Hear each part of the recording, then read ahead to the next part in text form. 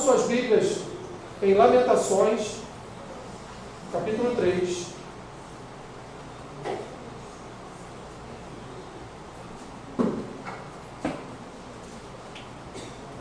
Lamentações, capítulo 3.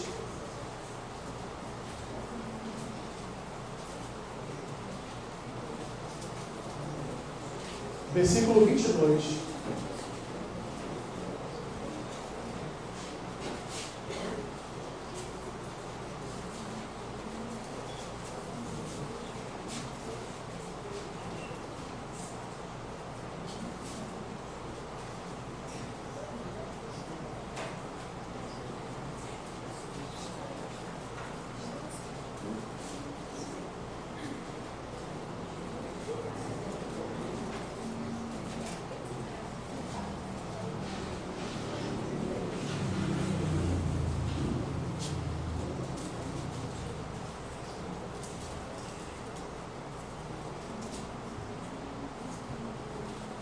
Em Lamentações, é na sua Bíblia?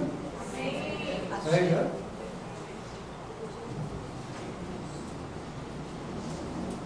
Se não tiver, não é uma Bíblia cristã, não. Deve ser do Mormon, alguma coisa diferente disso aí. Fechou? Isso. Qual é o nome desse livro? Lamentações de Jeremias. Não, o nome do livro é Lamentações. Está escrito o que aí na sua Bíblia? Lamentações, não é?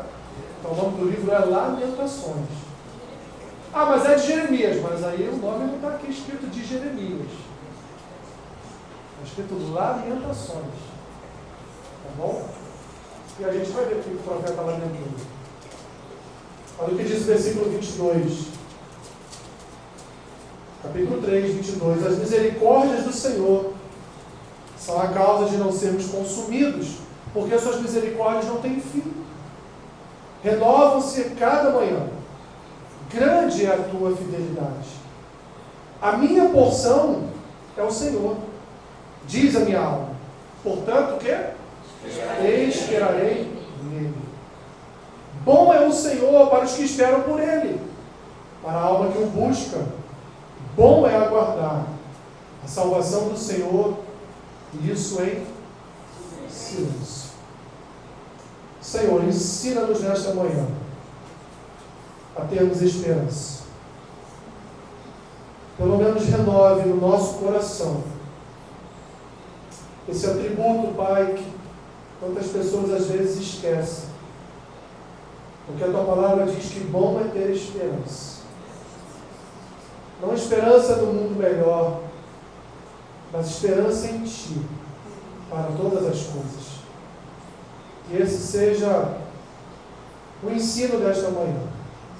Em nome de Jesus. Amém. Podem sentar.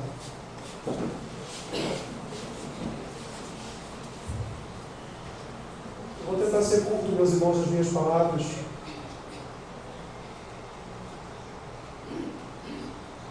Eu tive um cliente há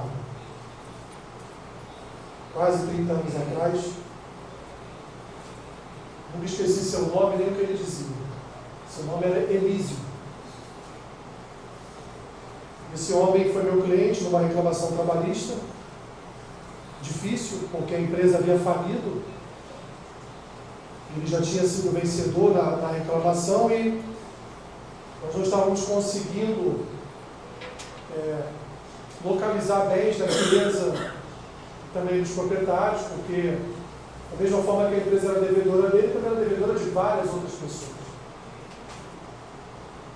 Então um dia esse homem, eu já, como advogado, já sem fé, de que ele iria receber alguma coisa, e aí conversando com ele no escritório, esse homem me disse uma frase que eu nunca mais esqueci, que é o doutor, bom é ter esperança.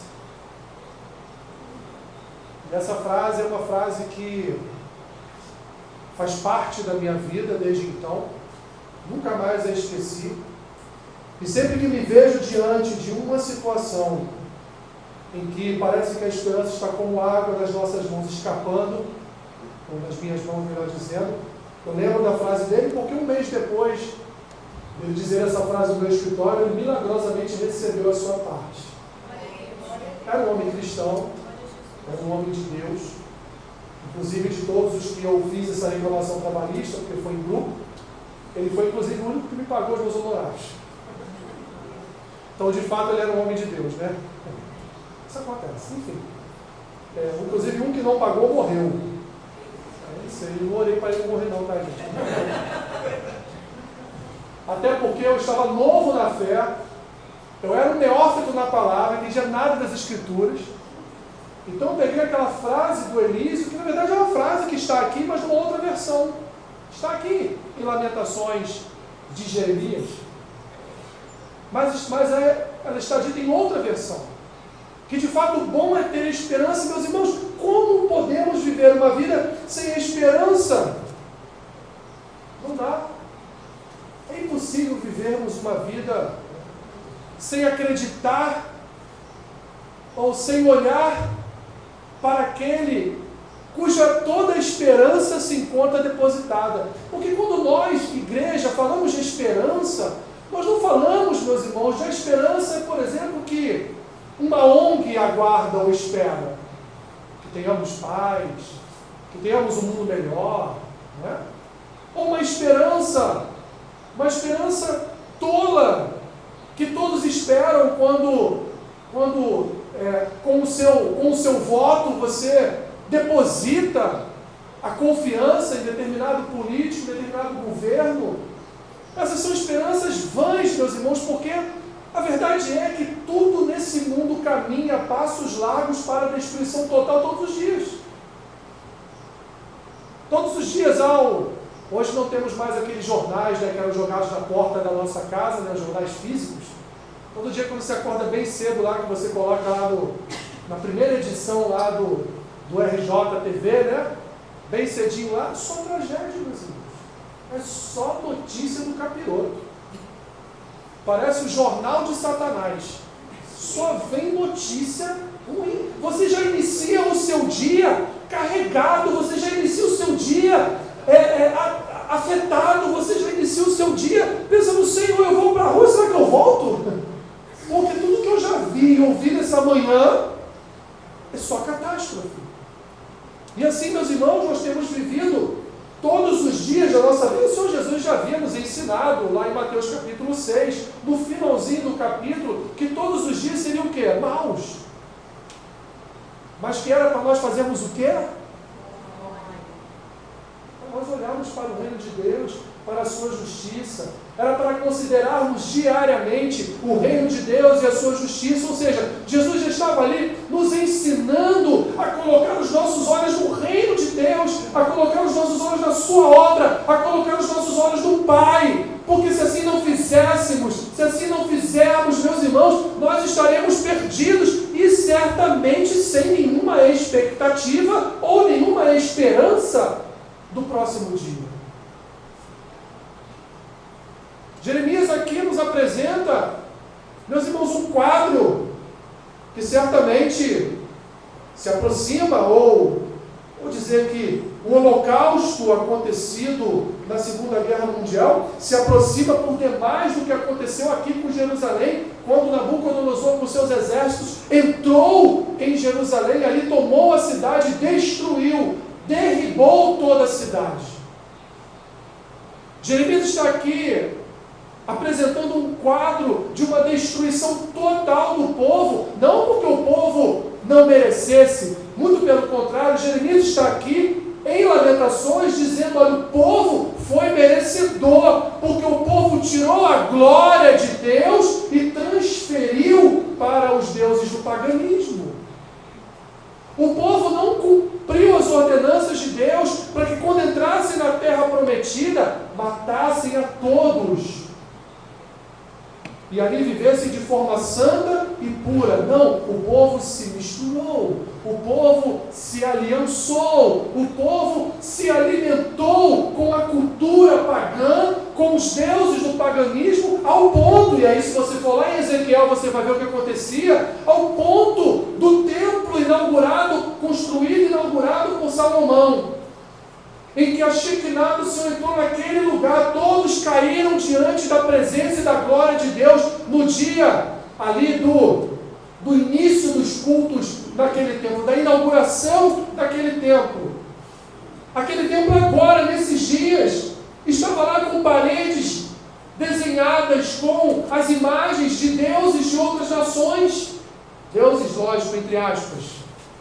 Incensos eram ali acesos a favor do paganismo, a favor de outras religiões. O templo foi blasfemado pelo próprio povo, pelos próprios sacerdotes. Então, meus irmãos, o povo, exatamente, ele mereceu isso que aconteceu.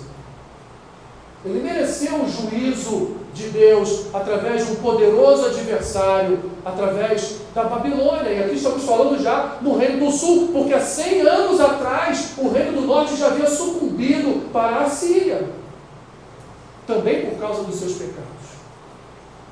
O quadro, meus irmãos, que Jeremias nos apresenta aqui é um quadro de terror absoluto. É um quadro, meus irmãos, onde homens, mulheres, crianças e velhos foram dizimados. Como ele vai nos apresentar, voltando um pouco aí, a sua Bíblia, lá no capítulo 1, versículo 1 ao 5. Jeremias diz assim: como já é solitária a cidade outrora populosa, tornou-se como viúva a que foi grande entre as nações. Princesa entre as províncias, ficou sujeita a quê? A trabalhos forçados. Chora e chora de noite, e as suas lágrimas lhe correm pelas faces. Não tem quem a console entre todos os que a amavam. Todos os seus amigos procederam perfidamente contra ela, tornaram-se seus inimigos. Judá foi levado ao exílio, afligido e sob grande servidão. Habita entre as nações, não acha descanso. Todos os seus perseguidores o apanharam nas suas angústias. Os caminhos de Sião estão de luto, porque não há quem venha à reunião solene. Todas as suas portas estão desoladas. Os seus sacerdotes gemem. As suas virgens estão tristes, e ela mesma se acha em amargura.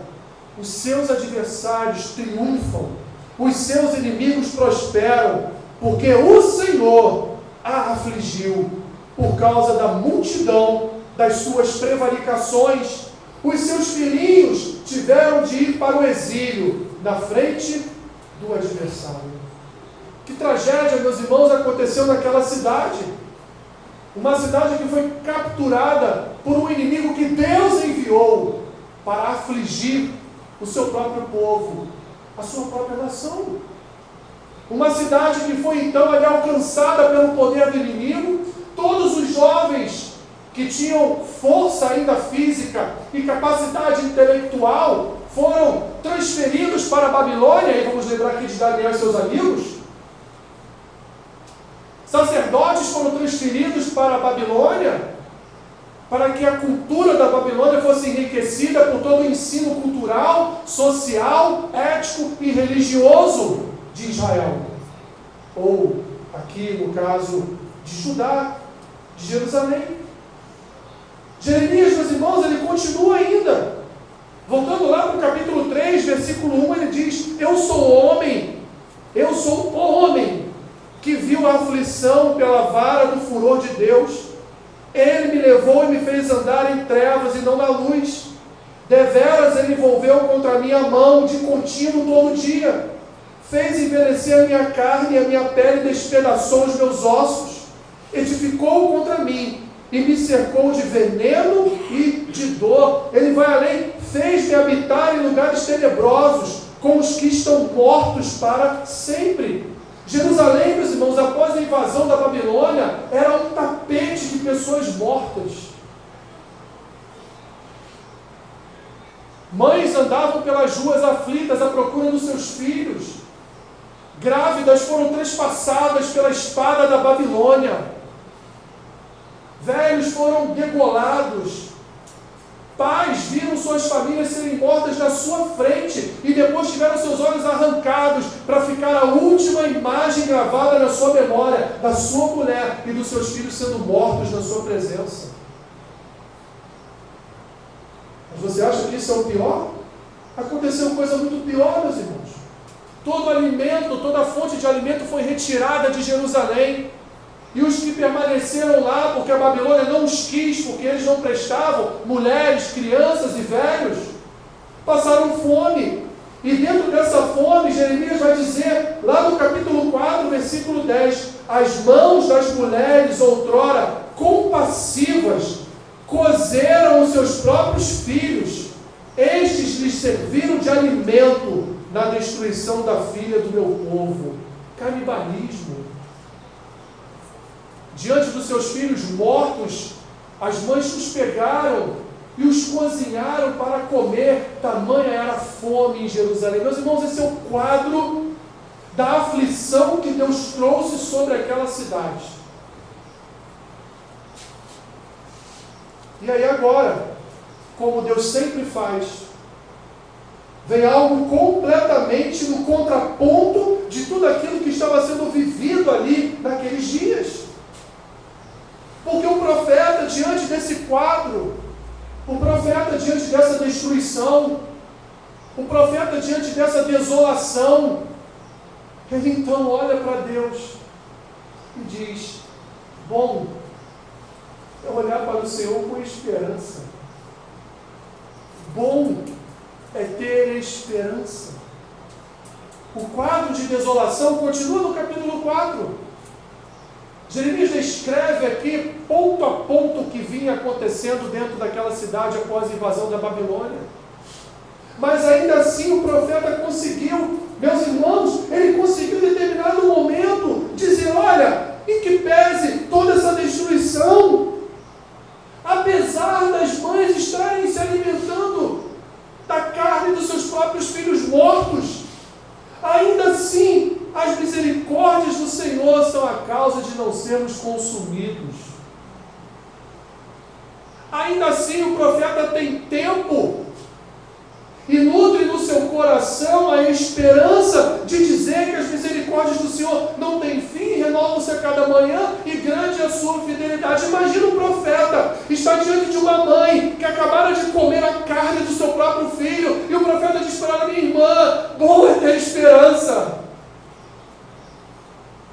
Minha irmã, o Senhor é misericordioso, Ele é bom. Apesar da aflição que você está vivendo, apesar do terror que você acabou de viver, olhe para o alto, encontre esperança em Deus. O profeta, dentro desse quadro, meus irmãos, ele ainda consegue olhar para o Senhor com olhos de graça e ver que, apesar da aflição que o Senhor estendeu até Jerusalém, porque ele já tinha feito com o norte, apesar dessa aflição que o Senhor alcançou a Jerusalém, apesar do seu juízo, apesar da dor, apesar de todo o sofrimento imposto àquele povo e àquela cidade, apesar de, como ele disse aqui, não ter mais culto, não temos mais templo, não temos mais como louvar o Senhor, não temos mais como oferecer a Ele sacrifícios pelos nossos pecados, porque o Senhor virou suas costas para nós, o Senhor nos abandonou, o Senhor nos deixou a própria sorte diante ou nas mãos dos nossos adversários, do nosso inimigo.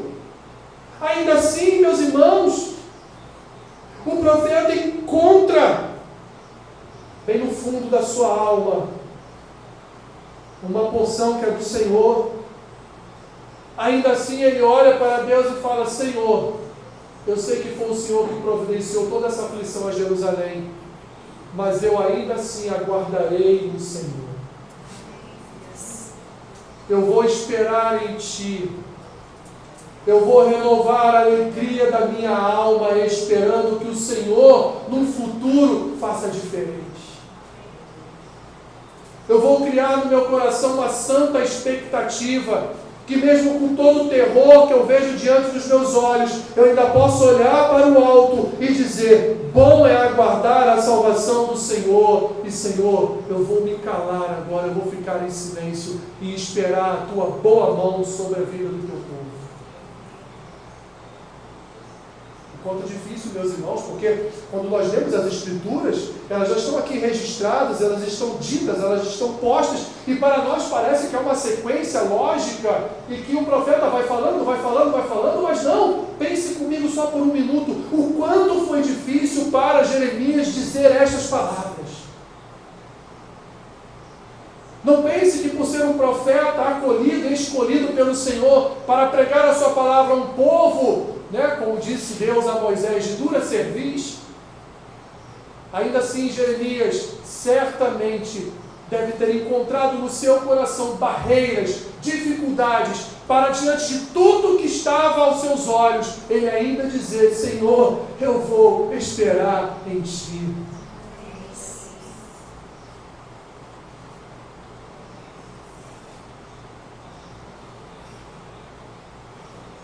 Talvez, meus irmãos, nós tenhamos vivido quadros desse ano que está terminando, que nos pareçam quadros irreversíveis. Algo, meu irmão, minha irmã, que seja tão pesado e custoso, que esteja roubando a nossa confiança, esteja roubando a nossa esperança, esteja abalando a nossa fé. Mas, meus irmãos, a esperança, ela não é gerada a partir de problemas. E vou dizer por quê. Porque a esperança, e podemos dizer assim, ela é um atributo do caráter cristão. Quando a tribulação e quando os problemas chegam na vida do crente, eles já encontram a esperança no coração do cristão. Porque a esperança é como um soldado que está de prontidão para a batalha no nosso coração. E todas as vezes que nós estamos envolvidos em problemas, em tribulações, a esperança está ali, de prontidão, aguardando o problema chegar para ela se manifestar. Eu sei que Paulo vai nos ensinar uma equação que está lá em Romanos 5, do versículo 1 ao 5. Ele vai dizer assim, tendo sido, pois, justificados pela fé, temos paz com Deus, porque o nosso Senhor Jesus Cristo, pelo qual também temos entrada pela fé a esta graça, na qual estamos firmes e nos gloriamos na esperança da glória de Deus. Não somente isto, meus irmãos, mas também nos gloriamos nas tribulações. Por quê? Porque sabendo que a tribulação produz a paciência a experiência, e a experiência, a esperança. E a esperança, portanto, ela não traz confusão, porque o amor de Deus está derramado em nossos corações pelo Espírito Santo que nos foi dado. Paulo já está dizendo aqui, olha, as tribulações vão chegar. Você vai perseverar, adquirir experiência, e a esperança vai ser multiplicada no seu coração, porque a esperança já está no teu coração, porque ela tem sido posta no seu coração pelo Espírito Santo que nos foi revelado pelo Pai. Então a esperança, meus irmãos, ela não é fabricada quando as tribulações chegam. A esperança não é produzida quando nós estamos diante de problemas, não. A esperança, ela já está em nós, porque Jeremias vai nos ensinar, meus irmãos, nos versículos 22 e 23, que a esperança é uma das dádivas das misericórdias do Senhor. E a esperança é uma dádiva do Espírito Santo. Ela é produzida em nós pelo Espírito Santo. Ela é alimentada em nós pelo Espírito Santo. O que o profeta faz aqui, meus irmãos, é não se alimentar com o que os seus olhos estão vendo. O que o profeta está aqui fazendo, meus irmãos, é não se alimentar com aquilo que Jesus falou em Mateus capítulo 6. Os dias serão maus. E é como se Jesus estivesse dizendo para nós, não se alimentem dos dias maus, mas se alimentem da justiça e da paz do reino de Deus. Não tenham os seus olhos focados naquilo que é mal, mas tenham os seus olhos focados naquilo que nos traz esperança. Jeremias, então, ele não se alimenta daquela destruição, porque ele sabe, meus irmãos, que as misericórdias do Senhor estão sobre todos, mesmo em meio à tribulação. Ele sabe que em algum momento a providência de Deus chegará para aquele povo. Demorou um pouquinho, né? Cerca de 70 anos. Muitos daquela geração já haviam morrido na invasão da Babilônia. Muitos outros que foram para a Babilônia morreram. Muitos outros que permaneceram ali na cidade, vivendo quase que como mendigos naquela cidade, também passaram. Mas vamos ver lá em Neemias e Esdras que toda uma nova geração foi anunciada como os remanescentes, aqueles, portanto, que retornariam 70 anos depois para a reconstrução do templo e dos muros daquela cidade que fora destruída pela Babilônia. 70 anos para a providência de Deus chegar. Providência essa prometida pelo profeta, porque se levantaria um rei chamado Ciro, que concederia o famoso decreto de retorno para a reconstrução daquela cidade. Meus irmãos, o Deus da misericórdia também é o Deus da esperança. O que Paulo vai nos ensinar também em Romanos 5 é que de fato as tribulações elas nos tratam e nos ensinam a buscar mais ainda ao Senhor em perseverança. Essa perseverança, meus irmãos, que gera em nós a força de uma resistência que somente a experiência pode nos dar. Quando então toda essa equação está montada, aí vem o resultado, que é a esperança. Paulo, meus irmãos, está nos ensinando que perseverar e passar por experiências de tribulação são para nós como vitaminas que nos fortalecem cada dia mais e mais para enfrentarmos outros problemas, outras tribulações, ou sermos aqui, meus irmãos, instrumentos nas mãos de Deus para auxiliar aqueles que estão passando por tribulações, estão passando por circunstâncias desagradáveis em suas vidas. Paulo então entendia também que a tribulação não era a causa da esperança, mas uma vitamina necessária para nos lembrar, meus irmãos, como nós cantamos aqui hoje, nos lembrar da nossa total dependência de Deus. Porque a nossa esperança está no Senhor e reside no Senhor. Voltando então, meus irmãos, como profeta, comunicaria esta esperança a um povo destruído. E a um povo destruído não só pelo seu inimigo, pela Babilônia, mas um povo destruído pelo seu próprio Senhor. Um povo destruído pelo seu próprio Deus. Como Jeremias transmitiria essa mensagem de esperança, essa mensagem de fé, dizendo a eles, meus irmãos, olha, apesar dos dias maus, as misericórdias do Senhor se renovam a cada manhã. Não há situação ruim que não possa piorar. Podia ser muito pior. Nem mesmo os remanescentes poderiam ter ido para a Babilônia. Todos poderiam ter sido mortos. Jeremias, no meio, exatamente no meio de um livro, ele vai dizer àquele povo: eu sei que vocês foram destruídos, mas eu também sei que nós temos o Senhor que reconstruirá todas as coisas. Eu sei que vocês estão sofrendo. Eu sei o quanto essa destruição está sendo de alto custo para todos vocês, mas nós também servimos a um Deus que Ele no futuro vai reconstruir a nossa identidade, vai reconstruir o nosso povo, vai reconstruir a nossa cidade e vai até mesmo reconstruir todas as nossas famílias.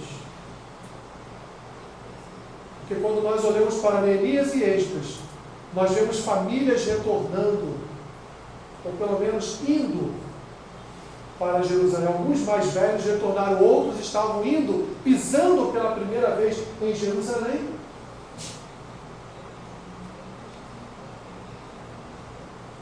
O profeta nos ensina, meus irmãos, que diante da tribulação, diante de tamanha dor, sabe qual é a melhor coisa?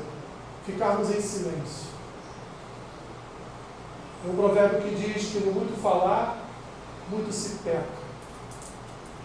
Principalmente quando estamos em momentos desfavoráveis. O bom é fechar a boca. O bom é ficar em silêncio. O bom é fazer aquilo que Davi nos ensinou no Salmo 40, buscar a presença de Deus e esperar que Ele incline seus ouvidos, ouça a nossa oração e nos responda. É ficar em silêncio, porque quando nós estamos atribulados, meus irmãos, nós não pensamos, não raciocinamos direito. E às vezes acabamos pronunciando algo ou coisas contra a nossa própria vida. Acabamos murmurando contra o Senhor. Quantos em Jerusalém devem ter murmurado contra o Senhor? Diante daquele quadro. Quantos devem ter falado mal do Senhor? Quantos devem ter dito, é esse Deus que nós servimos, que permite que nós venhamos a passar pelo que nós estamos passando? Quantos, ao invés de se calarem, quantos, ao invés de buscarem a face de Deus, em silêncio, ficaram de fofoca uns com os outros? Olha, o que Deus permitiu que acontecesse. Nós não somos a nação de Deus. Nós não somos o povo de Deus, por que Deus permitiu que isso acontecesse? Eu sei que talvez em algum momento da sua vida você já tenha feito essa pergunta. O que Jeremias está nos dizendo, meus irmãos, é que nós somos o povo da esperança. Nós somos o único povo que alimenta uma esperança no coração que não é a esperança que o mundo alimenta. Nós somos o único povo que alimenta no coração uma esperança que nós nem mesmo vemos diante dos nossos olhos. Nós somos o único povo, meus irmãos, que confiamos em esperar a volta, o retorno, o segundo advento de um Senhor que vai nos buscar para vivermos num lugar santo, onde nós não derramaremos mais uma lágrima, onde nós não teremos mais problemas, onde nós não teremos mais pecados, onde nós não teremos mais aflições, onde nós não seremos mais afligidos, onde nós não mais faremos as vontades, as concupiscências da nossa carne, do nosso ser, onde nós não guerrearemos mais contra nós mesmos, não guerrearemos mais contra principados e potestades. Nós somos o único povo que espera, que aguarda ansiosamente, numa santa expectativa, a volta, o retorno daquele que um dia veio, se colocou no madeiro, entregou a sua vida, ressuscitou ao terceiro dia, ascendeu aos céus e disse para nós: agora espera por um tempo, que eu vou voltar daqui a pouco para resgatar vocês. Meus irmãos, o Evangelho para o mundo é loucura. O Evangelho para o mundo é um escândalo.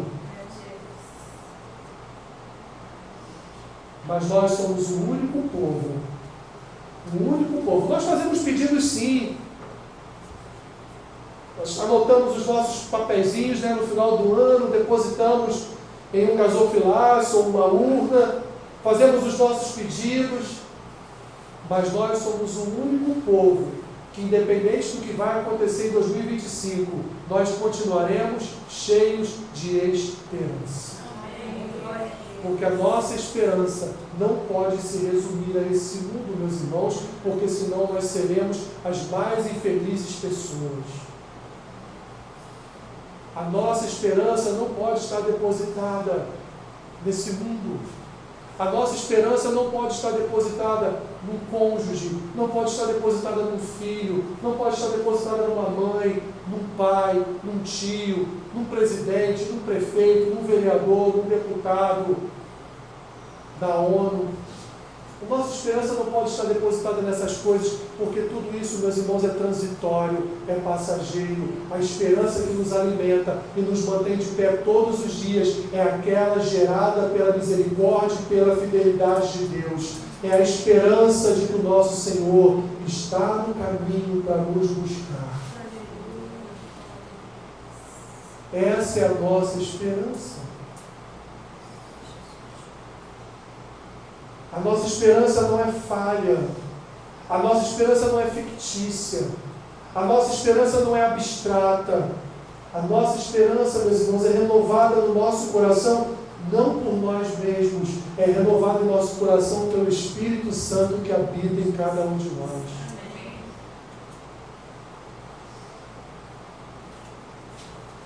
Porque o Senhor será a tua esperança. Guardará os teus pés de serem capturados, diz Provérbios 3:26. Meus irmãos, Jesus nos deu a esperança. Essa esperança é que, apesar das nossas aflições, essas aflições nunca substituirão a esperança da vida eterna. Essas aflições e essas tribulações nunca tirarão do nosso coração o anseio pela esperança de viver a eternidade com o nosso Deus. Como diz a canção, né? Nossa alma espera no Senhor, nosso auxílio e escudo. Nele o nosso coração espera, porque confiamos no seu santo nome. Venha sobre nós, Senhor, a sua misericórdia, como de ti esperamos. Deus prometeu a nós, meus irmãos, prometeu a nós vida eterna. E não há melhor esperança do que a esperança de vida eterna para a igreja. Não há melhor esperança, meus irmãos, do que agora, por exemplo, no dia 31 de dezembro. Quando o sino badalar, quando o sino tocar à meia-noite, você dizer assim: Senhor, a minha esperança é que em 2025 o Senhor volte. Minha esperança é essa. É que seja o ano em que o céu vai se rasgar e o Senhor no seu cavalo branco vai descer e vai convocar todo o teu povo para habitar a nova Jerusalém. A minha esperança é essa. É isso que eu quero para 2025. Nossa esperança, meus irmãos, deve ser essa.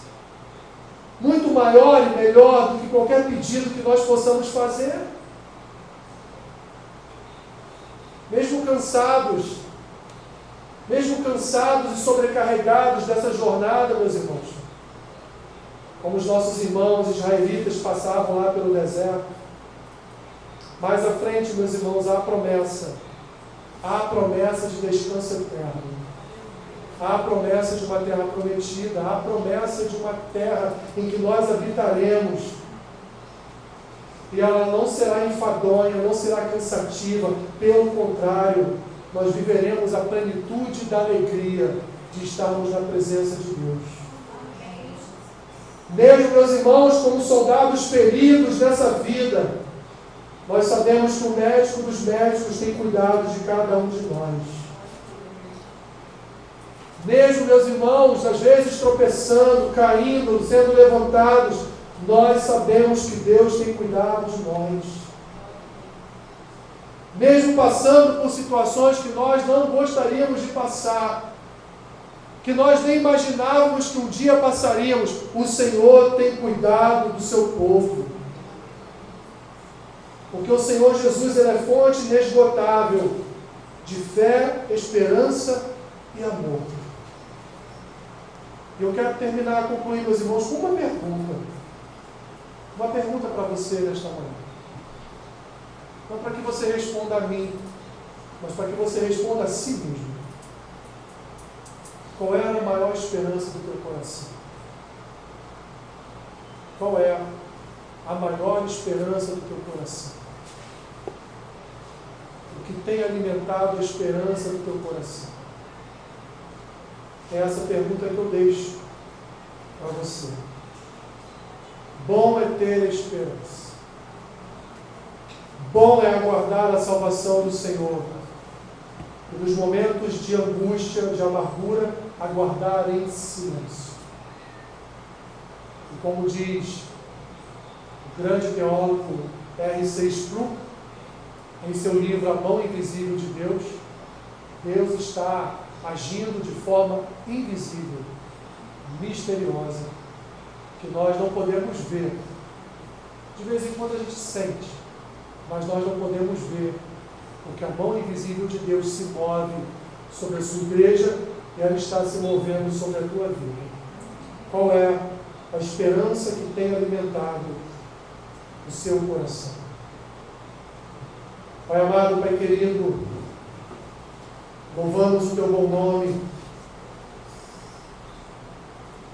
e te agradecemos, Senhor, porque até aqui o Senhor tem nos sustentado. Até aqui o Senhor tem nos abençoado. Até aqui o Senhor tem nos guardado. Tu tens sido, Senhor, a nossa fonte de esperança. Tu tens sido, Senhor, o refrigério para a nossa vida. Tens sido o refrigério para as amarguras do nosso coração. As tuas águas de descanso queremos beber todos os dias, Senhor. Permita-nos, Senhor, acessar todos os dias, Senhor, as águas que saem do teu trono, para que encontremos esperança, não essa esperança mundana, mas a esperança que vem do teu trono, que é renovada sobre nós. A paz, Senhor, que excede todo entendimento. Ajuda-nos, ó Senhor. Porque a nossa porção é o Senhor. E, portanto, esperaremos em Ti. Aguardaremos em Ti. Porque sabemos que a resposta certa vem dos Teus lábios. Abençoe meu irmão e minha irmã. Renove em seus corações a esperança, Senhor. Esperança de dias melhores para a sua própria vida. Esperança de concertos futuros para o seu coração. Esperança de vida eterna e paz contigo, ó Deus. Santo Deus, eu abençoo o pão e o cálice que serão ministrados agora sobre a tua igreja. Em nome de Jesus. Amém.